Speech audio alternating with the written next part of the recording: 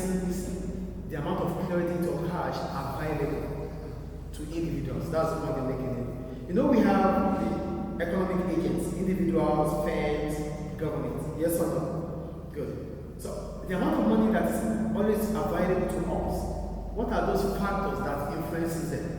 So these are the factors, these are the determinants of availability of cash or credit. So the first one is what? Rates of interest. We're talking about rates of interest, we're simply talking about the price we have to pay for borrowing. So the price of money. Rate of interest is what? The price of money. The price of what? Money. Mister, if there is more interest, if they charge more interest, there's going to be more money. If there is more interest charged?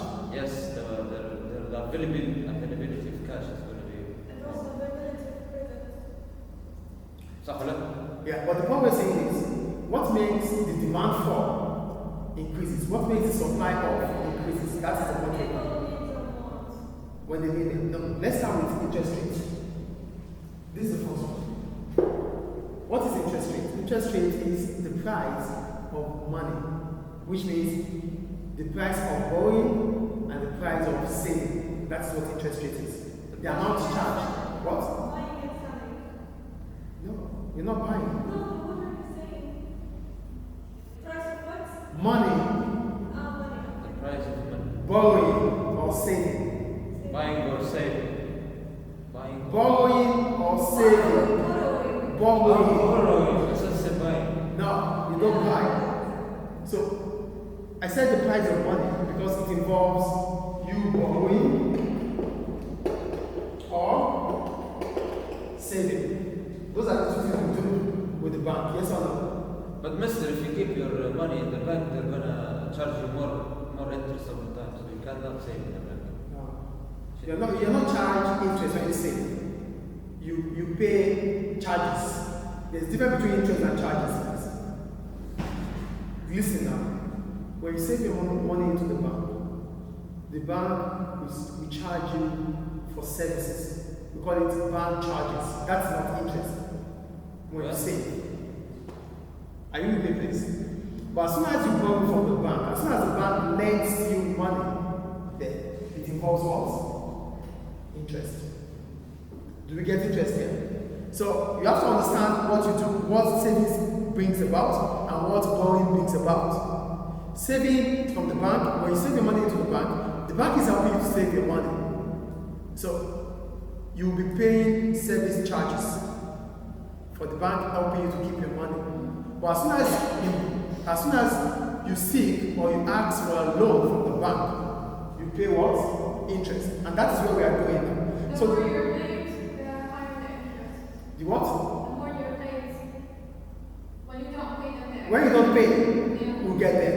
That's not the point. Sorry, please. Take that. That's not where we're going. We're still talking about what brings about the demand for and the supply of money, cash. So the first factor that brings about the demand for and the supply of is what? The rate of interest. And when we talk about the rate of interest, we're talking about the price of money, the price of saving or borrowing. Do we understand? Now, for the interest rate, it can either increase or decrease. Changes. An increase or a decrease. So an increase in interest rate will bring about an increase in the supply of supply. The bank supply, not the bank, are not individuals. Get the point there? As soon as the interest rate increases, firms, banks, financial institutions will be willing to give out more loans because they're going to make more.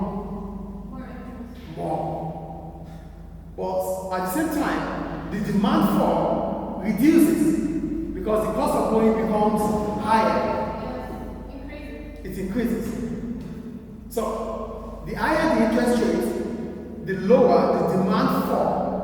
The higher the interest rate, the higher the supply of. Yes, of course.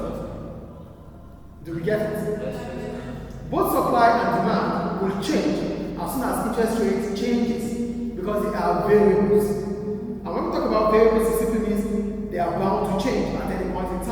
Mister, if the interest is very high, you can't spend more money that you spend. Like for example, last year my rate was 20% interest. Now it's 30% interest. That 10% that change, instead of using it to buying goods, now it's going to be charged. So the demand is going down. When interest rates increases, I get your point, but let's take it one at a time. Another skip. So, where we are, we need to understand where we are before we go to the next stage. The point here is that the demand for and supply of cash, what influences it? The rate of interest. The rate of interest is cost of living. And the cost of you living. don't get there. Do you see cost of living here? No. I'm thinking Don't marble things. Let's take it the way they are. Mister, it feels like you're trapping, like you can't have room for creativity. That has rules. Let's focus on here, and this will lead us to the next phase. So the point is interest rate, which is the cost and the benefit of borrowing and saving. As soon as interest rate increases, what happens to demand and what happens to supply? That is the bone of contention. This will determine what we spend afterwards, but that is not where we are going. Where we are right now is to understand the nitty-gritty about demand and supply of money. So, for the interest rate, as soon as interest rate increases, people find it difficult to borrow. Demand for will reduce, but the supply of will increase. I think the point is clear. So how the supply is going to increase? Like for example, the wholesaler used to do like $5 a piece. Now the interest has increased, so it's going to be much harder for him to produce the units that he used to produce. So the supply is going down. That as much as I like you talking, you are dedicating things. You are talking about supply of goods, while we are talking about supply of money. So it is better for you to listen more now. Listen more than to talk, please, so that you understand what we're talking about here. We're not talking about supply of goods. We're talking about supply of what? Money. Supply of money is determined by the interest rate. Demand for money is determined by the interest rate. Interest rate is the price of borrowing or saving. If the interest rate increases, demand for goods and demand for money, demand for borrowing reduces. The supply would rise. Why? The higher the price, the higher supply. Banks will find it more interesting. They have incentive to supply more money because more money will give them more return. But we that wants to borrow will reduce our borrowing. So the higher the interest rate, the lower the demand for loans. I think it's clear. Is it clear, please? Good. That's about the rate of interest. The next one is future expectations. I want to talk about future expectations. We're talking about how optimistic or pessimistic you are about the future. If I feel that in the future, I'm going to make more. You're going to make what? My salary is going to increase in the future. You're going to make what? More money. More money, okay. If in the future, everything we're talking about here is money. So if I'm optimistic about the future, that I'm going to make more money in the future, I could as well borrow more money right now. I could demand for more money right now. Do you understand? But if I am pessimistic, I'm not certain. I'm not sure about what the future holds. So if you're not sure about what the future holds, you would want to reduce your spending. Yes or no? And that brings about what? Reduction in the demand for money. Do you understand? So the demand for cash will increase if you are optimistic about the future. If you are optimistic about the future, yes, the demand for cash will increase. But if you are pessimistic, the demand for cash would reduce because you would rather want to save than spend. Do we get it here? Are you getting it or not? Sort of.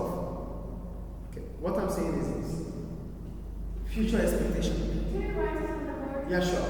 Future expectation is all about being optimistic or pessimistic. Yes, this part I understand. Optimism means you are sure that things will get better in the future. And if it's not, that is pessimism. Like you are pessimistic about the future. You are not certain. If there's certainty, you demand for cash. If there's uncertainty, you demand less of cash. Do you understand? So this is about optimism. How you feel? How you feel? Yeah, certainty. And pessimism. Oh, you're not sure what the future holds. Unsure. You're not sure. So if you are sure, demand for will increase. If you are not sure, demand for will decrease. Same goes to firms, businesses. If they know they're going to make more profit in the future, they could borrow more now. Do we understand? The third one, the cost of capital goods. What are capital goods?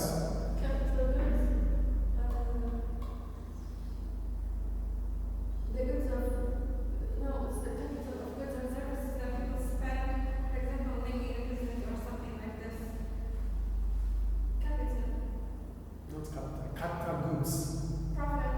No. Capital goods. We took it like yesterday. Capital goods are goods used to produce other goods. Goods that are used to produce other goods are capital goods. They are human-made goods. Like the machinery. laptop, Machinery. the air conditioner. Machinery used. Machinery. So they can use it to produce like. These are costs. These are capital goods. So the cost of capital goods will determine the demand for and the supply of cash. So if the cost of capital goods are increasing, firms will need to buy more, right? They might need to demand for more money to buy capital goods. If the costs are reducing, then they need few money to buy. Do we understand? Do we understand this? And the last one, no, the second to the last one, government policy. Are you guys okay? So when we talk about government policy, we're talking about government regulations, government laws. Laws. Yeah, no, you said government laws. Regulations. Regulations. Regulations. Government. Laws. Laws, government regulations, government laws. These are used to put things in order in the society. Government relations. Regulations. Regulations. This is because you talk too fast. Government regulation laws. Okay.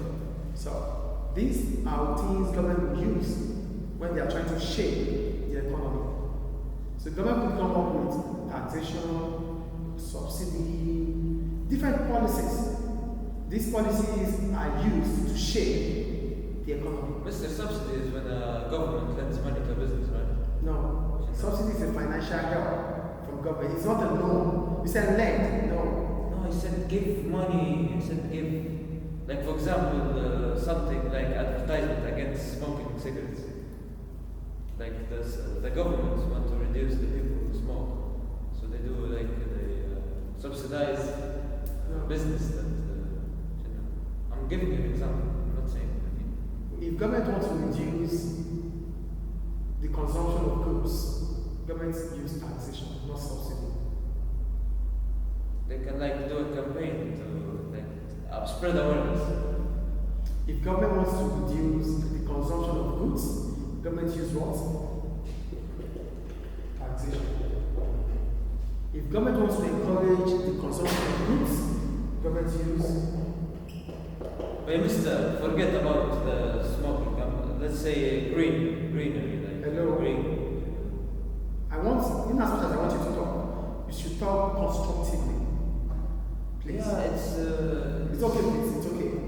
I'm just telling you your mistake here. You said government will use subsidy to discourage people from smoking. I just said. I'm giving you an example. Can you just allow me to speak, please? Okay. Please sit down properly. Thank you. What we're saying is this: we have government regulations through policy. Policy are designed to shape the society. So part of what government could use as policy is called fiscal. Fiscal policy.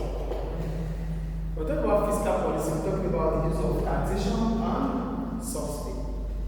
These are policy instruments from government. So if government wants to discourage the consumption of a certain product, or like cigarette or tobacco, government will use what? Taxation. And taxation will increase the cost of production. If government wants to encourage us from consuming certain products, government will use what? Subsidy. Subsidy is a financial help from government to reduce the cost of production. Taxation is a levy charged by government to increase the cost of production. Do we get it? Go ahead, are you here? Are you here? She heard you. Please try to be here. So that is policy from government. So these can as well affect the demand for and supply of money. So if policy instruments are used to increase the cost of production, firms will not be willing to invest further. And as a result of that, demand for would reduce. With subsidy, cost of production reduces for firms. And as a result of that, firms will be willing, they have the incentive to want to invest further. Demand for will increase. Are we getting this? Are we getting it or not? No, it's good. It's complicated, to be honest. I'm going to explain it. There's government policy, which is simply government regulations, government laws, government rules to shape or to put the society the way they are supposed to be put. So one of the government policy is fiscal policy. So for fiscal policy, it simply means the use of taxation or subsidy or government borrowing to regulate the society. So taxation can increase or reduce. Subsidy can increase or reduce. If taxation continues to increase, the cost of production would what? Would rise. And if the cost of production rises, firms, individuals would not be willing to borrow. The demand for money would what? Reduce because they don't want to invest. Because the cost of investment is what? Continues to increase. Yes. So the demand reduces at that point in time. The supply, yes. The supply will still increase because at that point in time, firm banks will be willing to give for those who are willing to get. Does it make sense here? Is it making sense now? Yeah. Okay, good.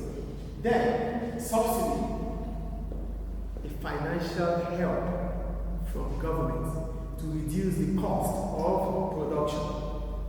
So if the cost of production reduces, it simply means we have the motive, we have the incentive to want to invest. Do we get it or not?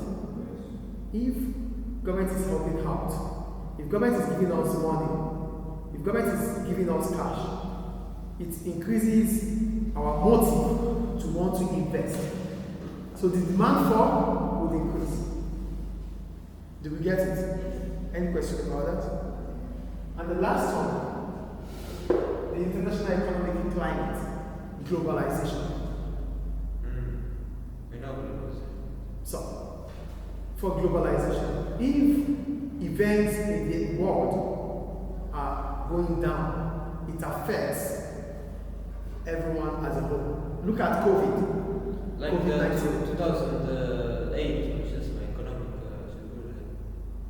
something that happened. 2008. Recession. Recession, yes, recession. Recession is a fall in economic activity for 2 consecutive quarters. Yes.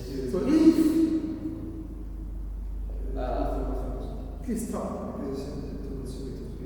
Yeah, it's the same. A fall in the economic growth. So if world events are in decline, it affects demand for and supply of cash. Do we understand? Any question about all of this?